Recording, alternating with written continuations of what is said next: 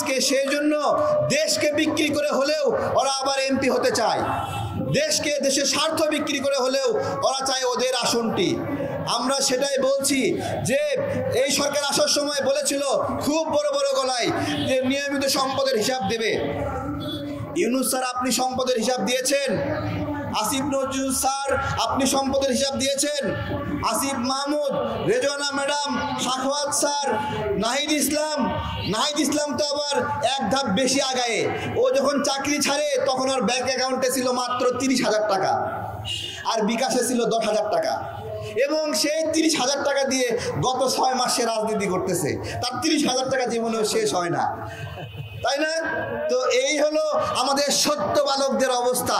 সত্য বালকরা দেখায় বিকাশে মানে হলো 10,000 টাকা আছে আর ব্যাংকে 30,000 টাকা, কিন্তু আপনার হলো রেঞ্জ রোভার নিয়ে ঘোরে, ল্যান্ড ক্রুজার নিয়ে ঘোরে, এবং একসঙ্গে 10টা-15টা ল্যান্ড ক্রুজার গাড়ি।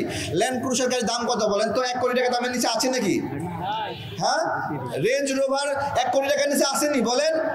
দেখেন, তাহলে এরা বলতেছে এরা হলো সত্য বালক, কিন্তু সত্য বালকের পিছনের অন্ধকার জগৎটাকে একটু দেখবেন আপনারা।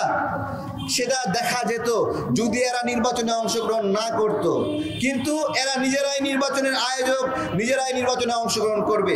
আমরা জাতীয় নাগরিক জোট থেকে বিএনপি, জামাত, গণ অধিকার পরিষদ, গণসংহতি, আমাদের নাগরিক ঐক্য, আরও অপরাপর দল যারা আছে, যদি আমরা বুঝি যে আপনারা এই ছাত্র উপদেষ্টা বা উপদেষ্টাদেরকে নির্বাচনে জায়গা দিচ্ছেন, নির্বাচনের সুযোগ দিচ্ছেন, আমাদের লড়াই আপনাদের বিরুদ্ধেও হবে।